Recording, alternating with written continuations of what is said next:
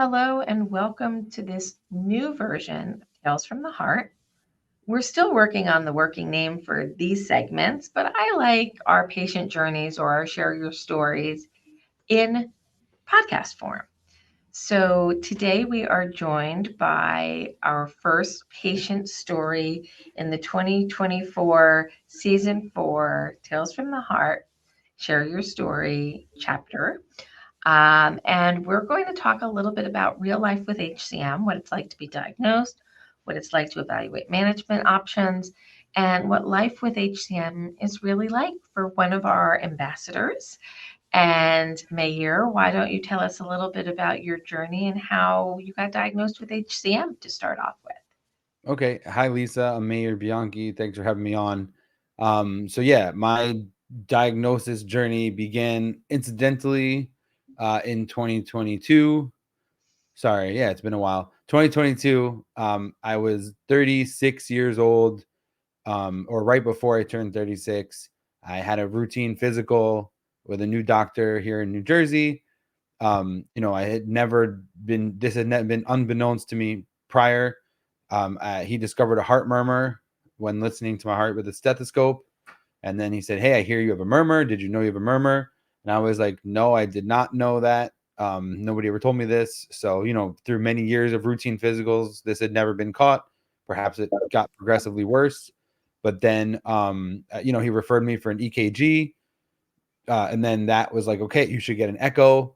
So I went for an echocardiogram at the local cardiologist that was affiliated with the primary care doctor's practice.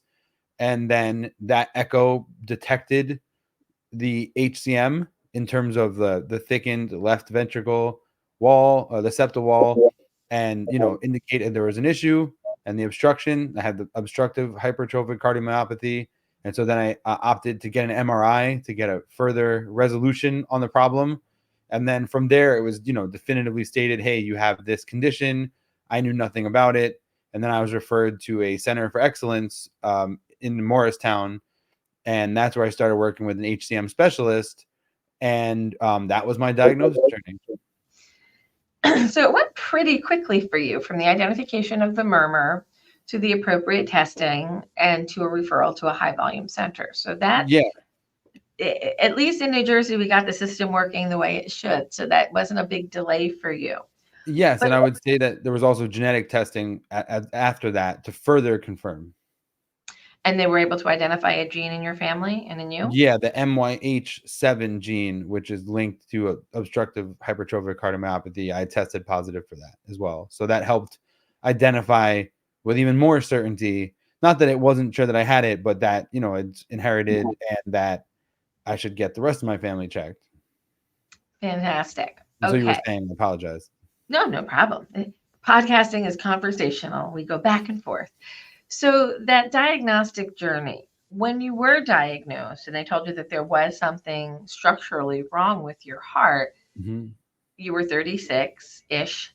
And looking back, did you notice any symptoms or things that you may have just taken for granted as being normal or a little Yes, uncomfortable? What did you notice about the past? so much. So having the diagnosis and becoming able to understand what the disease was and what it was causing answered a lot of the questions and concerns that I had about myself since I was a late teens, early 20s, when I started having these kind of symptoms.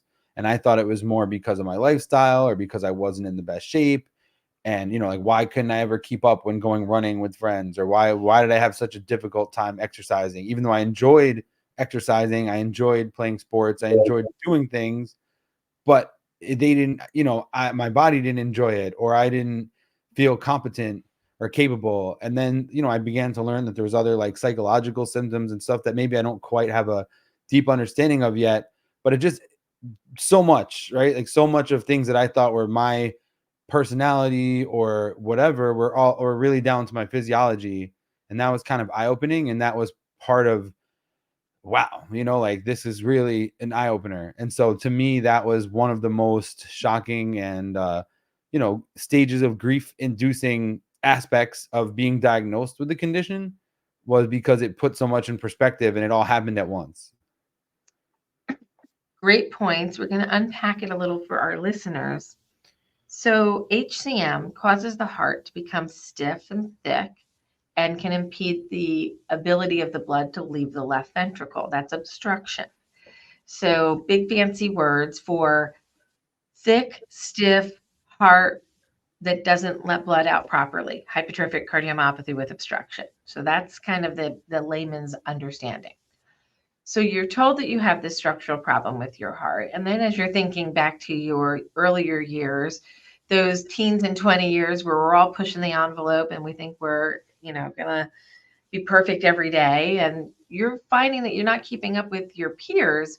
Did you ever discuss that with your doctors or family, or did you just think it was you? I thought it was me. I also thought it was because of maybe some of the lifestyle choices I was making, like in terms of, like keeping healthy or not being being overweight or, certain other things that probably didn't help to the problem. But I don't think those were, like it exacerbated the symptoms. And then also as I got older, it was getting worse, I would say, as well. Like as in more physical manifestations of it, like fatigue, or I actually had a lot of issues with fatigue or being tired, and like I'm like certain things that I didn't never put two and two together on.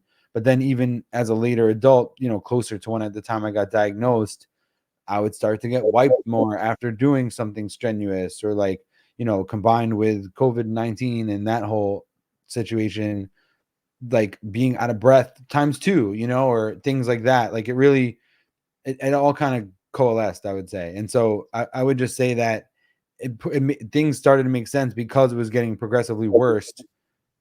That maybe the murmur got more significant. I don't really know, but So what happens over time, to unpack the why at 36, as you age, your mitral valve is typically a little bit elongated and abnormal in HCM. And when that mitral valve gets a little floppier and it makes contact with the septum, the muscle that separates the right and the left ventricle, the obstruction can actually get worse as you age. So it's not uncommon for the age of diagnosis to be around 40, because your body's just aging and now the obstruction has gotten worse. And we see this in a lot of people. that makes a lot of So sense. your experience is very normal, as is the ability to look back in time and say, oh, those days where I couldn't run up the stairs with my friends after we went out and had a drink or two and had a dinner, why did I get so winded then? Oh, because you had an HCM heart and you Yeah, needed. or why did I feel so terrible after drinking a large cup of water after eating a meal? Like that was something that a symptom that would keep happening to me in the years before I was diagnosed. I would go out to eat, obviously eat maybe not a lot or whatever, but then I'd be thirsty, drink a big cup of water, and then feel like I was dying for like 2 hours afterwards. Like So this is a very common symptom in HCM, and I think it's great that we're discussing it in a podcast that hopefully other patients can hear this and go, "Oh, this is making sense to me." yeah, it's like a signal that you didn't know was there. Yeah. So when you eat food, your body must metabolize it. So your gut requires more blood. So the blood is diverted from the heart and into the gut to process food. And when your gut is processing food, your heart is a bit dehydrated. It doesn't have the volume it needs. So you're going to feel your symptoms a little bit worse when you have a full gut. And so large meals are really not great for people with HCM. We want to eat smaller, lighter meals because it's less taxing on the system. So this is a very common symptom, and people don't necessarily say, oh, I'm a little tired after I ate, or I'm a little short of breath. Maybe there's something wrong with my heart. But maybe that should be a hint for some people to discuss that symptom with their doctors. Yeah, and also something you said was interesting because I was also saying I felt thirsty. And so, like, if you said your heart is dehydrated, is that something that can make you feel thirsty in the moment, or not as much? Or Typically, that could be a product of eating salty food or something. Like that that's could what I be was. the salty food, but then when you're putting all of that fluid in your gut, your gut still has to process that Yeah. fluid. So adding the water just is like, yeah, that's what I felt like. The water would be, even though I wanted to drink water, which is healthy, that would be the thing that would like push it over the edge or something. Very common in that time. If you're just talking about drinking water and getting that way, that's not kind of it. But it's the food and it's No, that it was definitely the food first. food Exactly. and the water. Yeah. So those are common, and that makes obstruction worse. Mm-hmm. So if your heart is dehydrated and you're obstructed, that makes it have to work even harder. So that's when you're going to feel your most symptoms. So we got you to a diagnosis, we got you to a center of excellence, they got you genetic testing. We have all of the anatomy, physiology figured out. So then you were left with some decisions on treatment. And you were in obstructed HCM with a gradient. I believe it was over 100. Is that correct? I'm not sure. It was definitely high 80s. I don't know if it was over 100, but it It, was it high. was it was around that 100 area, my memory is telling me. So you have an obstruction, and there is anatomical reasons why surgery was presented to you because Well, you're yeah, in let me. Yeah, yeah. there was. It wasn't just presented in that way. Like there was a couple steps in between, and I was pretty aggressive about this. Like I'm the kind of person where it's like once I know something and if I have the means to deal with it, I'm gonna attack the problem. And so that was, I was fortunate to have the opportunity to work with a physician to do that because then it allowed me to expedite the process. But I would say the there was a stress echo involved where I went to have a stress echo, and then that stress echo, it really confirmed the level of obstruction. And when I get exhausted and go through respiratory distress or whatever that's called, like when you when you start exercising, you get so out of breath that you have to stop. um that was proven to me at that moment, and the doctor was like, look, you can lose all the weight in the world, you can become a vegan, you can do this, you can do that, it will never stop the symptoms of this. You either need to go on this new drug called mavacamten, or you need to have a surgery, or surgery is one of the options. Because previous to that, in the visits with this doctor, they were like not suggesting that I have surgery. They weren't pushing that option. They were saying, oh, go on a beta blocker, do this, the typical standard of care that's been there for so many years up until last year for obstructive HCM, which is beta blockers, hope for the best, live a good lifestyle because you don't have any other options, right? Or the septomyectomy when it gets really bad. And so for me personally, I was apprehensive about pharmacological solutions. And so I was like, hey, give me the surgery. If we can fix this mechanically, sign me up. And that was obviously really intense because it's open heart surgery. Like once you hear like this is real deal, open heart, split you open like a clam, surgery, not like, oh, an incision, it was actual, open heart surgery, and you're doing it on purpose, not because you had a cardiac emergency, like because you're choosing to do it. So to me, that was the option that was presented, and it was really emotional. My wife was with me. It was like another moment of grief or another moment of like fear, a lot of fear involved. I'm a parent. So it was like, making decisions that were selfish versus selfless versus trying to improve yourself so you can help others. It was like a swirl of that. And then on top of it, this was also with the knowledge that like my condition, my specific personal presentation of the disease wasn't going to kill me sudden cardiac arrest. It was going to make my heart fail more and more over time to where maybe in the future I might need a transplant, or I don't know, And so those fears were swirling through my mind because I was like, hey, I'm 36. I'm not getting any younger. Sorry, I was 30. Yeah, I guess I was 36 at the time, or 37. Yeah, no, I was 37 by that point. But it's all a blur right now. So I was 37 because this It was all goes down. 2022. Yeah, it's 2022. So I was 37, and I was like, I'm not getting any younger, and therefore I need to I need to basically do something about this, because I was more afraid of what would happen later, right? Like what if I didn't do something about it, what were my long-term prognosis, since I was already, happy to hear that, hey, you're not at risk of sudden cardiac death, which unfortunately is not the case for a lot of people. And I was fortunate because maybe I didn't find out for so long, but that's because I didn't have that risk. And unfortunately, a lot of people do. So I'll stop there and say that's what all the decision making calculus that went into it was, all those factors swirling through my mind. So you looked at all of that. You and I talked a little bit through that time and Yeah, that's when I actually met you, in October of that year of yeah, 2022. 2022. Yeah. So Yeah. we talked about options, and you went back and you met with your team and you decided to go ahead with the myectomy. I know it was scary. It is not fun to have a thoracotomy. I've had one, and have your chest cracked open and have to recover from that. But it's, for some people, it's all they ever need for a therapy, and they do really well for 20 plus years. And maybe other things creep up over time, but the myectomy can be highly effective. But for you, 6 months out, you're like, this isn't what I thought it was going to be. I didn't get the ta-da, I'm better now. What was Because worse than that? Imagine 10 days out. Like I Mhm. went through the open heart surgery, made it out alive, which was already an amazing accomplishment. Shout outs to the care team and the surgical team and the hospital team, because I was able to miraculously, go have open heart surgery on a Monday and be home on that same Friday. So that was already, wonderful. But then I had my follow-up echo 10 days later. And when I was told in the hospital during surgery, oh, my gradient's down, your heart's not obstructed, it was an amazing success, we're so pumped. So I left, and that probably helped me psychologically get out the hospital and be motivated. I was doing my rehab, walking already and everything. Then I was devastated when 10 days later I hear, oh, you still have a bad gradient. I'm like, okay, well, maybe it's because I'm still on recovery. I'm on opioids. I'm not feeling good, whatever.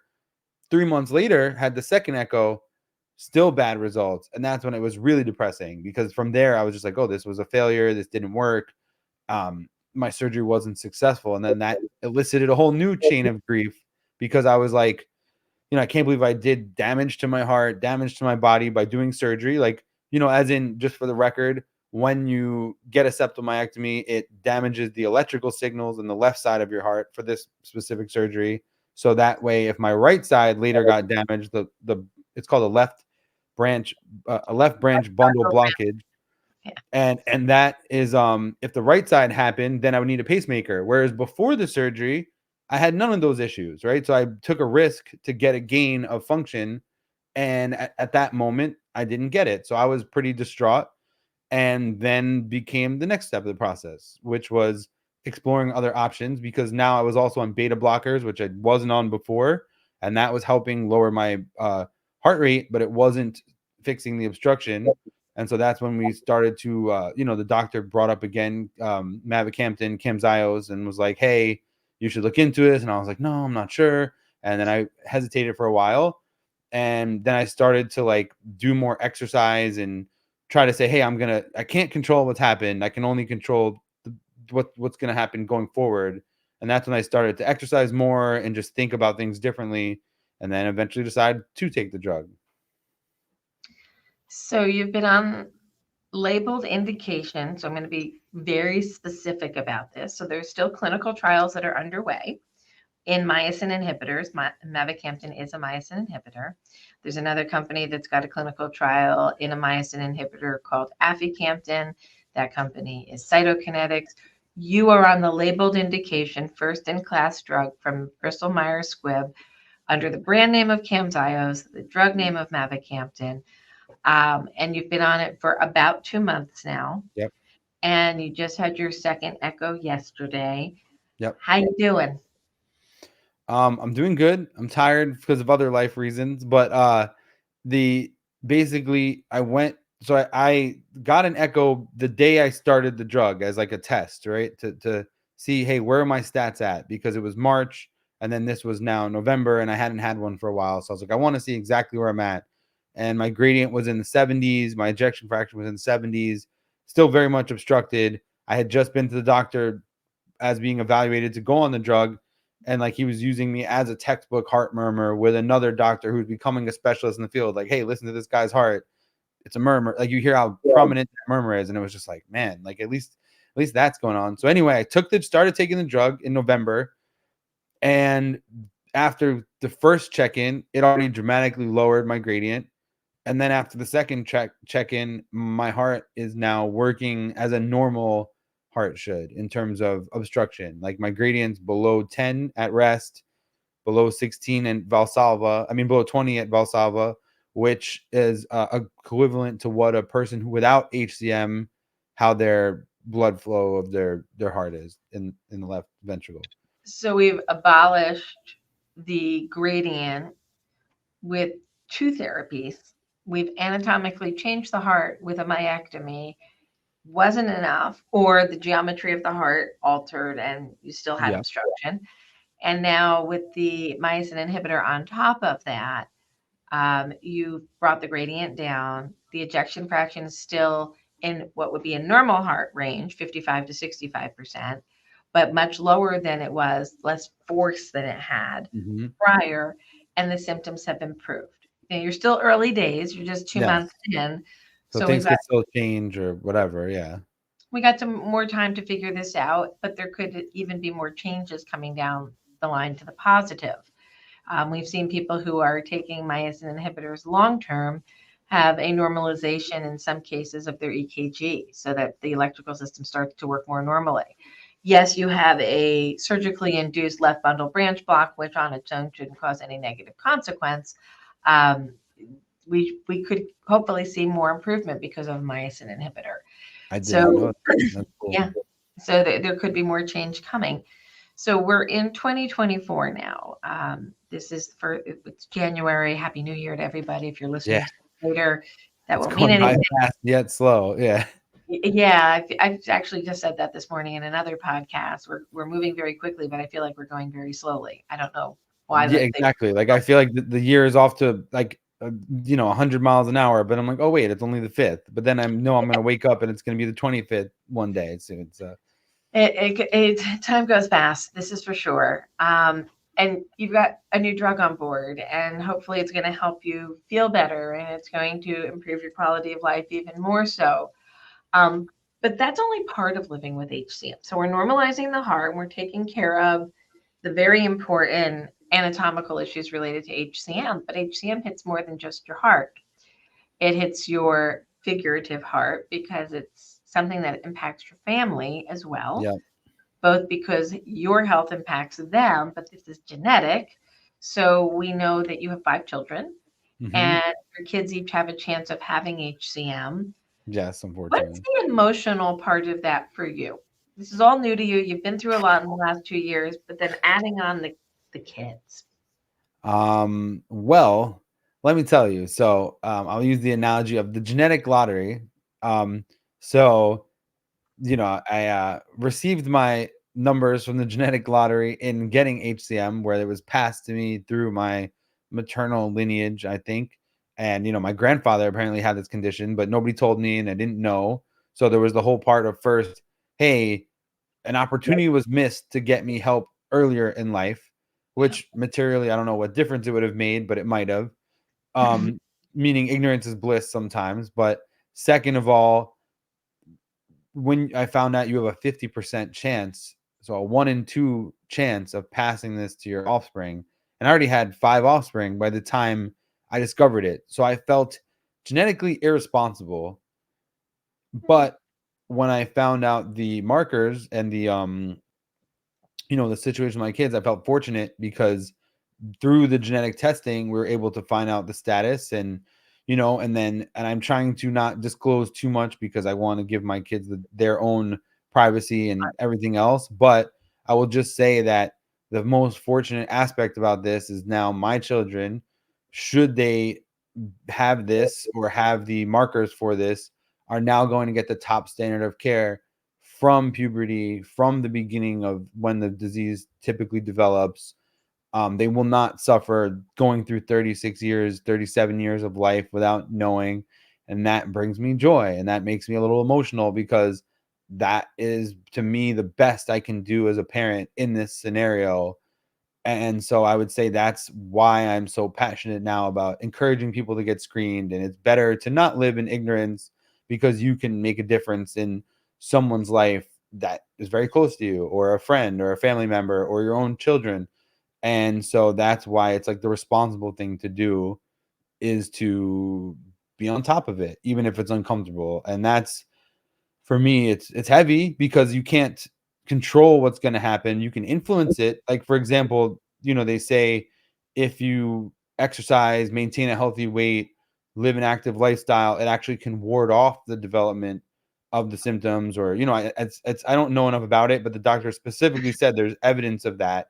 And so, hey, I didn't necessarily make those choices, or I didn't, like there was maybe other factors, but I'm saying like now at least I can influence those choices for my children, and that's huge.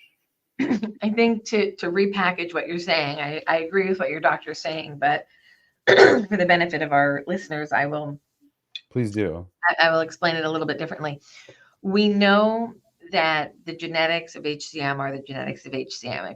If you have the gene, there is a somewhere between 80 and 90% likelihood that at some point in your life, 0 to 80, you will develop the disease. Some don't develop it in puberty, some develop it midlife, some later life. But there's a high chance if you have the gene, it's going to happen. In the event that you do not optimize your health, and you instead become obese and allow yourself to become hypertensive, get high blood pressure, if you're not exercising, if you're too sedentary, you're not supporting the rest of your cardiovascular system, which will then make the HCM appear to be worse because you're fatigued and you're drawn down because of these other disease processes. So don't create the secondary problems. Don't eat to excess, don't drink to excess, don't smoke to excess. Use common sense judgment and live a balanced life, and teach your kids how to make healthy food choices, how to make healthy exercise choices. And it's more important within a family like ours. I have a family history, you have a family history. Many who are listening also have family history. So set people up for success. I will share an observation, and I'm going to de-identify this by switching all the factors around. But a younger person in our community did need a heart transplant early. And as a reward for the surgery, the friends brought fast food to the hospital Hmm. uh, on this brand new heart. And I said to the mom, please do not encourage this behavior. You got to take care of this new heart, and you don't want to give it coronary artery disease and everything else. And please stop using foods that are bad for you as a reward for good behavior. You've got to change that social dynamic that fast food is not a reward. It's a treat that we all can have once in a blue moon, but you shouldn't be living on those types of food products when you have an underlying cardiovascular disease or you've just received a transplant. So we want to be as safe and as healthy as possible and encourage our children to do so. And I agree with you that knowing is the most powerful thing we have as a family. I know who to, excuse me, I know who to screen. I know how to get them care. We know how to help them cope. We don't have to have our kids feeling alone in their symptoms or thinking that they're just weird or it's in their head. Hmm. When my dad was a little kid, he was told he was anxious, little kid, teenager. He was told he was anxious. He was having arrhythmias. My dad wasn't diagnosed until he was like 55. Oh wow. So he went through his whole life thinking he had a psychological problem when in fact he had an anatomic problem. And that affected a lot of his life and it affected my life. But I want to shine a bright light on that and get all the cobwebs out of the corner and talk about the reality that just because you have an abnormal heart doesn't mean you have to have an abnormal life. It So can be, true. we can do well. We can take care of ourselves. We can help educate our kids. We can talk to our children differently than we were spoken to, and we can develop a better future for our kids. What do you think about that? Couldn't have said it better. Like for people listening to that, that's just really true, and it's like the most positive way to look at it. And it's not easy. Like, me personally, like I feel like I have an unhealthy relationship with food. Like the thing about not necessarily rewarding, but looking forward to food centric thinking, indulging a lot in food, like I would say that is a battle for me. And so I would say that resonated a lot. And I think it's important to go back to what you said, is that trying to change those patterns and change that can be so powerful. Because that's like the next step, right? Like if knowing is half the battle, right? And knowing how that you have a disease, accepting that you have a disease, getting your family screened for the disease. Now that knowledge is power, but it's what do you do with that knowledge is how you really make an impact. Could not agree more. Could not agree more. So, in your journey, you then took this diagnosis and this path, and you signed up on our inaugural ambassador That's rounds. correct. So you are one of our big-hearted warrior ambassadors. Um, Tell our listeners a little bit about what it means to be an ambassador to you. Sure. So I'm an ambassador for the HCMA. There's a wonderful program started by you, Lisa. I was going to say yourself. I think that's correct terminology. And Gwen Mays, who is an amazing life coach and patient as well. And she is, like someone who worked with you to start this program. And I was invited to be in the inaugural member list with some other key people here. Mm-hmm. And I would say what's really encouraging about this is the HCMA is a community. It's a charity that helps people navigate the disease, whether you're a member or not. If you're a member, you can get more hands-on um, guidance. If you're not a member, you still have this wealth of knowledge in the website, the Facebook groups, the communities, the seminars. Like there's so much that it's doing for the community. So number one, it's being part of a beacon and a force that's uniting people who have HCM and making an impact in the world. So that's what the HCMA does. And then the ambassador program is helping spread the word about that through different means, different demographics, different walks of life, different avenues. Like, for example, I'm a member of the e-commerce community and I'm trying to spread awareness in that community because it's a very wide and broad community with a lot of reach. And so obviously a disease like HCM, which affects 1 in 200 to 1 in 500 people, fact check me on that, but I'm just saying like it's basically affects a broad spectrum of the population, not across any specific socioeconomic or ethnic lines. It's a very socialist disease in the sense that it's all people. And so I think it's a message that we can get out and spread across. So the ambassador program really allows that, and for people to connect with different types of people from different walks of life. So you find an image of yourself in someone else who has the disease, which gives you the courage to go get screened, go get checked. And what I like about the ambassador program also, it's very social media driven. So I think there's a lot of people who are not currently ambassadors who might be listening or who should be encouraged to apply to become an ambassador, because so many people have a platform, and if they use that platform for good, it's just that much more personally rewarding and self-fulfilling. And so to me, that's why I am so excited about the ambassador program, not so much because of what it does for me or how it helps me get the message out about myself, but because of what it means for the network effect and how it's creating a vector or channels or ways for more people to share their story, more people to get out there, more people to get information, because that's what's going to make the community stronger. That's what's going to make the world a better place, is if more people are stepping up. And it takes courage. It's like I'm living in public. I'm not the most like public. I'm a millennial, like someone who's right on the border. Like I remember what it was like going to the library, but I also know social media, so it's kind of like very different than just digital generation or just a pre-digital generation, even though everyone's digital now. But I just mean like it's a very tough for me to want to be fully public with it, especially in the age of HIPAA and medical and how like discriminate, like life insurance and all these other factors that are out there right now. But I would just say it's encouraging because when you're not alone doing it, it's powerful for the world. So I know that might have been on a tangent at the end, but just the ambassador program has so much good it can do. I think you bring up some really good points, because as you enter a disease space or you're diagnosed, we're living a normal life, right? We go to work, we have houses, we got kids and animals and cars and flat tires and Responsibilities, pursuits, passions. Yep. we're living our life, we're doing our thing, and then all of a sudden we have this new thing we have to manage along with everything else. And it always kind of reminds me of the duck paddling. He's really the feet are going a mile a minute, but you don't see it because he looks cool on top of the water, right? Mm-hmm. And we're trying to manage a lot of different aspects of life that, frankly, most of us were pretty young when we were hit with it. I remember being 22, 23 years old in my first pacemaker clinic, sitting next to 80-year-olds going, what the hell am I doing here? Like it didn't even make sense.